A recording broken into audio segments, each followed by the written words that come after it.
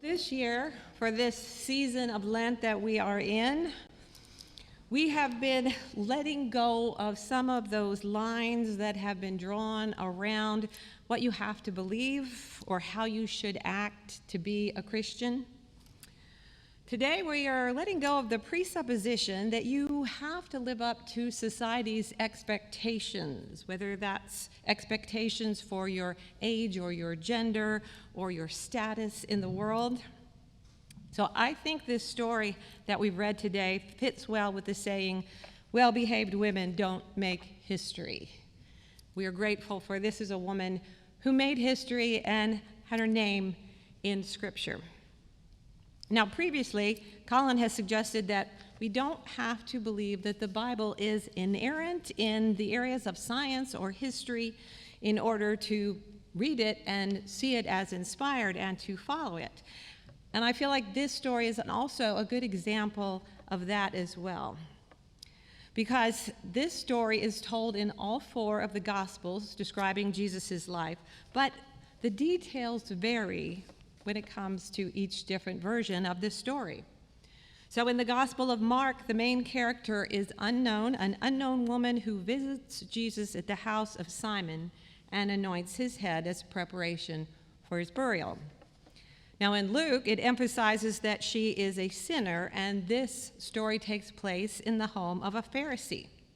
So the criticism in that version of the story is not that she's wasting money that could have been spent on the poor, but that Jesus should have realized, well, what sort of a woman she was and should have just sent her away. In John's account that we are reading today, we are told that this event took place in the home of Lazarus, Martha, and Mary. So this time, it is Mary, a close friend of Jesus, who anoints him in her own home in preparation for his coming death. But what we see is that this story was obviously important to the early church. Everyone includes it, wants us to know it. The details don't matter as much as the emotional impact of what occurred. And in this version, there's no suggestion that Mary is a woman of ill repute, but it still would have been shocking that Jesus would be so comfortable with a woman who is not his relative coming that close to him and touching him. Now, Mary, Martha, and Lazarus are siblings. They have befriended Jesus through his years of ministry. Their home has been a way station for him as he traveled around the country and was teaching and healing. This is also the place where Mary had one time refused to join the women who were serving the meal. Instead, she insisted on staying with the men and listening to the teacher like the other disciples. This time we are 6 days before Passover. Jesus has returned for a celebration with his friends. Martha is organizing the party. Lazarus is chatting with Jesus and the guests at the table. But this time Mary is not sitting and listening. She's also not helping to serve the meals. She seems to be off somewhere, ruminating, maybe. But suddenly she returns and she just completely ruins the mood.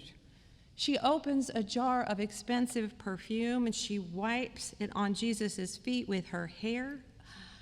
It was scandalous. What started as a celebration of gratitude is now preparation for a tragic event that is soon to come. And we might wonder, well, how did she know what was coming? I suspect that everyone in the room was, a little bit nervous. The word had gotten out that the government was looking for Jesus. They were hoping to find an opportunity to arrest him. They knew that he really shouldn't have come to Bethany, and he definitely should not plan to go to Jerusalem for Passover this year. I mean, he could just skip it once. It would be okay. But somehow Mary knew that he wasn't going to do that. She knew that he would go all the way to the temple, right into the hands of his enemies. For she had really listened to him over time. She had watched the choices that he made. She knew he would not run from his enemies.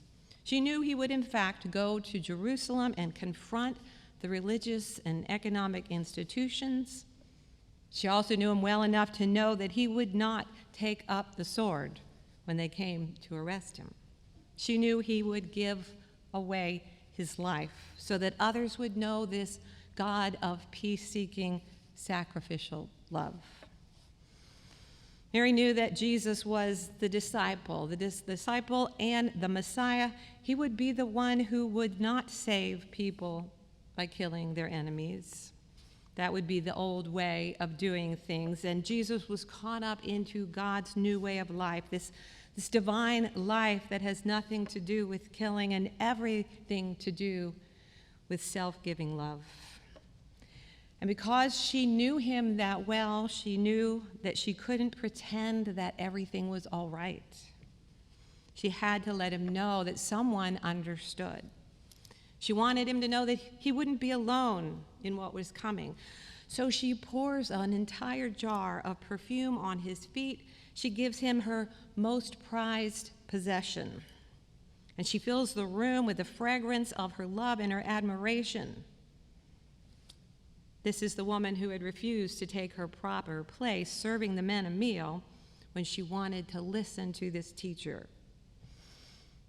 Mary understood that her friend and teacher would be gone too soon. So she did the unthinkable. She was utterly inappropriate. She ruined the party. She scandalized the neighborhood. She let down her long hair in public, in a room full of men, which was outrageous. And she poured perfume on his feet, touching his feet, wiping it with her hair. It was wasteful, it was extravagant, and it was telling everyone in this room with this public demonstration that they could no longer pretend that everything was going to be just fine.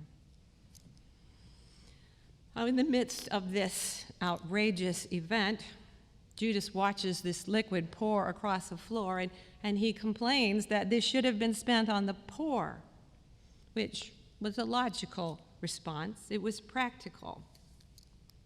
But Jesus understood what Mary was trying to do and trying to say through her actions.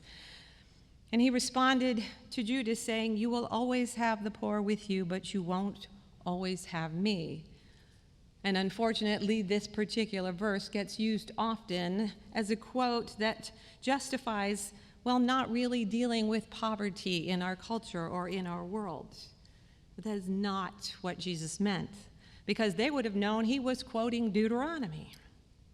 Deuteronomy 15 says, "If there is among you anyone in need, a member of your community in any of your towns within the land the Lord your God is giving you, do not be hard-hearted or tight-fisted towards your needy neighbor.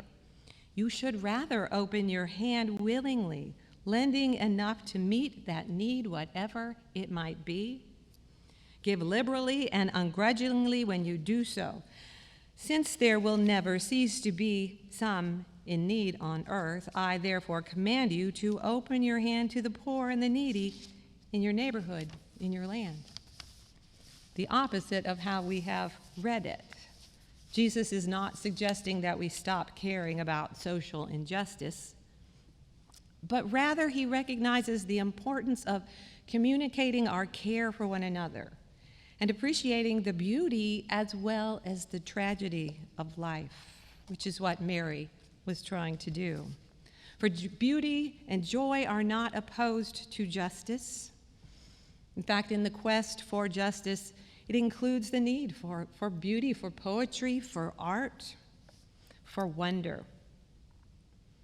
Alfred North Whitehead proclaims that the aim of the universe is towards this production of beauty, and that is what justice seeks for everyone, that we all might have the opportunity to live lives fully and embrace the joy and the beauty of life. Jesus and Mary, I think, both understood that the love of God is the source of our concern for the poor. It's when we come to understand God as the source of this unconditional love and acceptance, as we see Christ as the victim of our human violence, that we experience a deeper empathy for victims of injustice, and we want to show our concern and to change the world. So Mary's disruptive act is an act of love. It is an act of gratitude. Judas's concern for the poor was more a part of his ongoing dishonesty, we are told. But Mary's gift goes beyond extravagance. She exceeds what would be in good taste. She uses her hair to anoint Jesus. But the perfume that floats through that room makes everyone uncomfortable in a way that they need to be uncomfortable.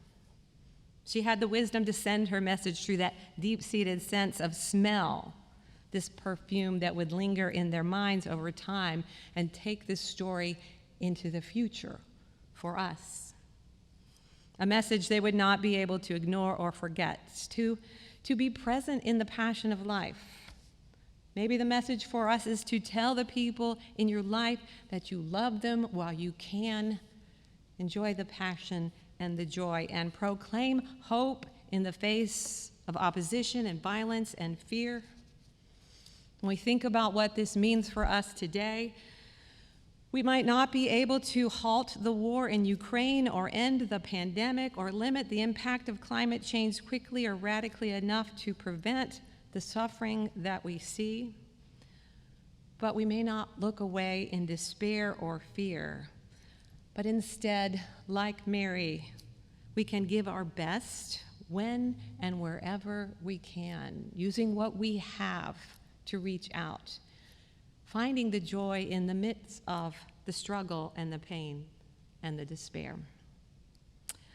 Now, together we celebrate this event that we are discussing and sharing and reading about. We have avoided the Lord's Supper in worship for the last few months as a way of caring for one another as we came back together in person and continue to wear our masks. So today we want again to share in this sacrament, but do it carefully, remembering the choice that Jesus made to give his body and blood so that we might know the depths of God's love, so that we could become family together in this time, in this place.